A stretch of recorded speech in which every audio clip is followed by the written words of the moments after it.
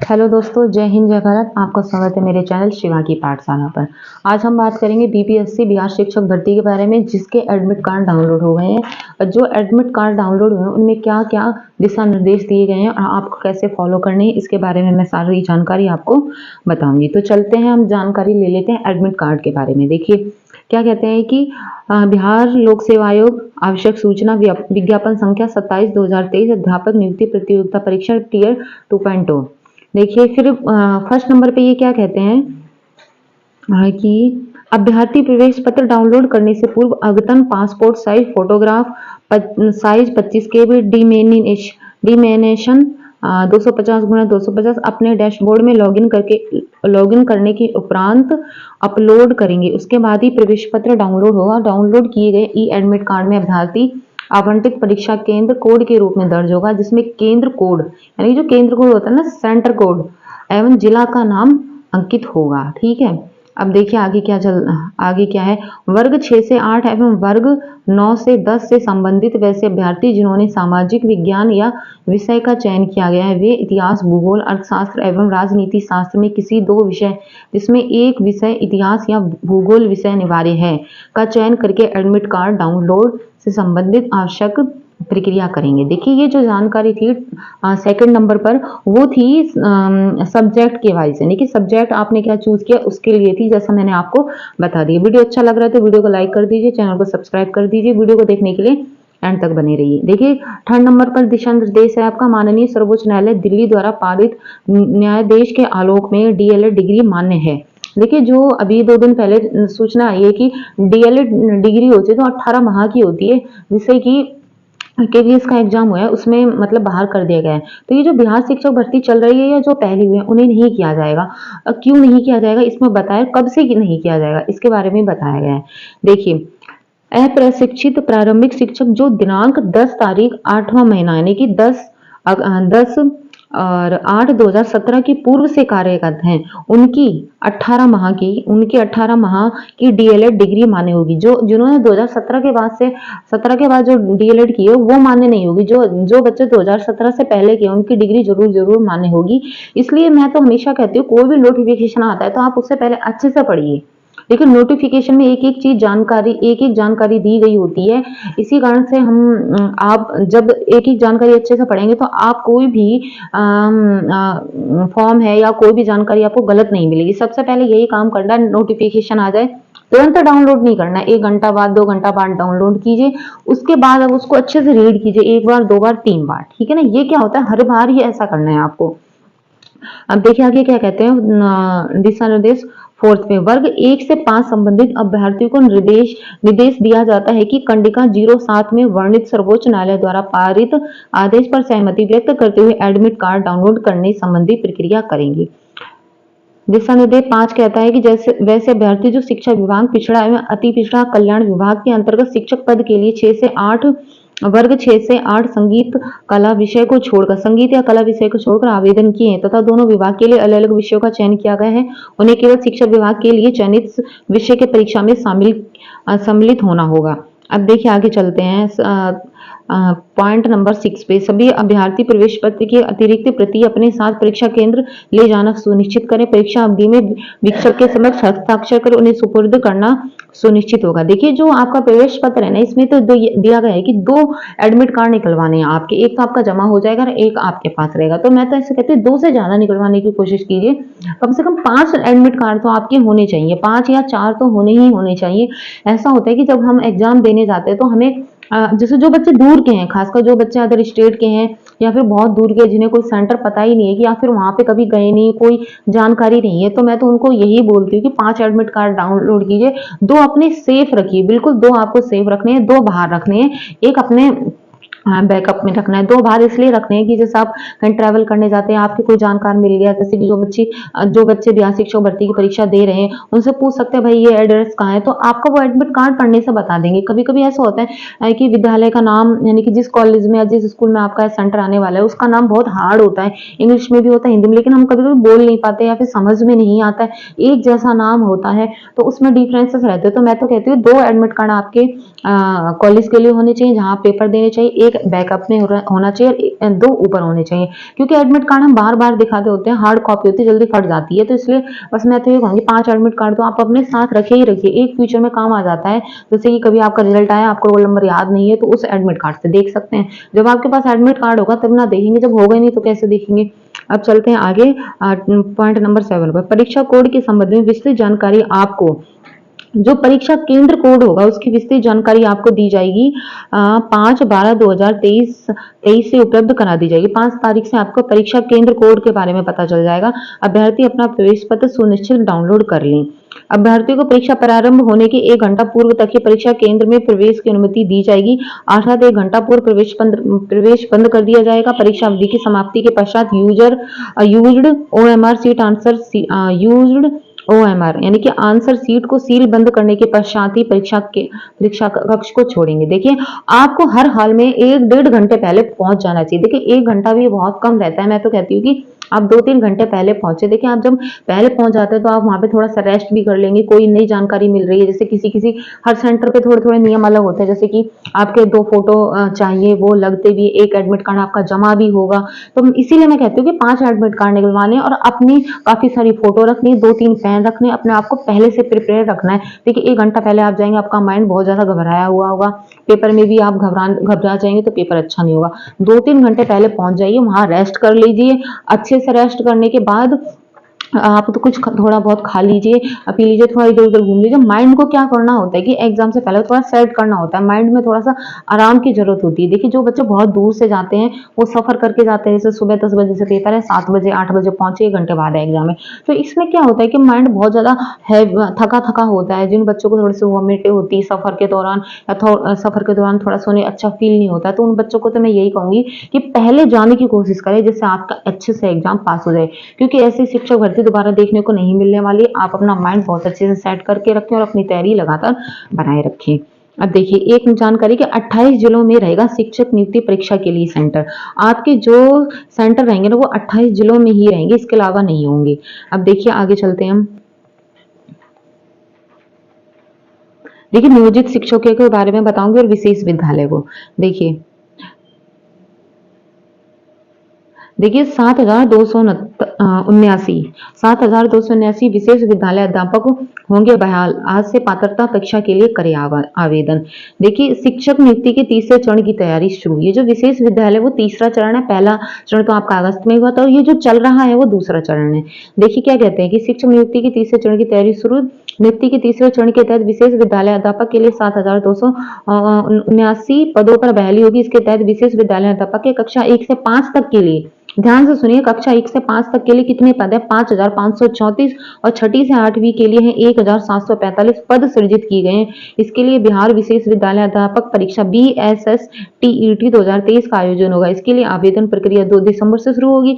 देखिए, जो विशेष विद्यालय अध्यापक की जो परीक्षा है ना, वो आज 2 दिसंबर से स्टार्ट हो रही है। इसकी वेबसाइट पर जाके आप चेक कर सकते हैं। देखिए, सामान्य वर्ग, EWS पेशा वर्ग, अत्यंत पेशा वर्ग, किसी एक पेपर के लिए आवेदन शुल्क 960 रुपए व दोनों पेपर के लिए 1400 रुपए देने होंगे। वहीं SC व ST के लिए किसी एक पेपर के लिए 760 रुपए व दोनों पेपर के लिए 1140 रुपए देने होंगे। परीक्षा 2 घंटे 3 मिनट की ऑनलाइन होगी। देखिए, ये परीक्षा आपकी होगी ऑनलाइन।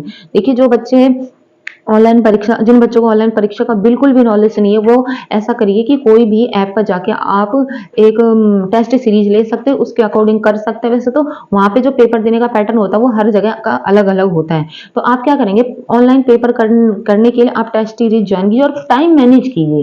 देखिए, टाइम मैनेज करना सबसे बड़ी बात होती है एग्जाम में। अब आगे चलते हैं, क्या कहते हैं कि यह परीक्षा ऑनलाइन होगी। परीक्षा तिथि बाद में जारी की जाएगी। पेपर 1 और पेपर 2 में सफल सभी अभ्यर्थियों को उत्तीर्णता प्रमाण पत्र जारी किया जाएगा। इसकी वैधता जीवन पर्यंत होगी। देखिए, जो एग्जाम होगा इसकी वैलिडिटी आपकी लाइफ टाइम होने वाली है।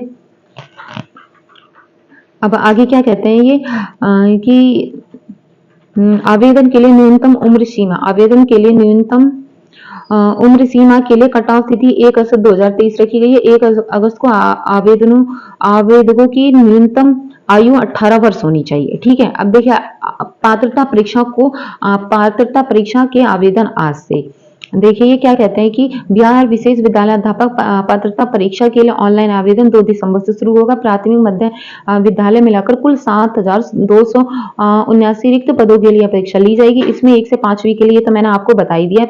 अब देखिए 30 अंकों के लिए 30 प्रश्न पूछे जाएंगे। ये काफी सारी चीजें दे रखी हैं इसमें। देखिए 30 अंकों के लिए 30 प्रश्न पूछे जाएंगे। प्रथम पत्र के लिए सभी विषयों में 30 अंकों के लिए 30 प्रश्न पूछे जाएंगे। इनमें बाल विकास, शिक्षा शास्त्र, भाषा हिंदी, उर्दू, बांग्ला भाषा, दो अंग्रेजी, गणित व पर्यावरण अध्ययन के लिए विषय होंगे। वहीं द्वितीय पत्र के लिए गणित, विज्ञान अथवा सामाजिक विज्ञान में 60 अंकों के लिए 60 प्रश्न पूछे जाएंगे।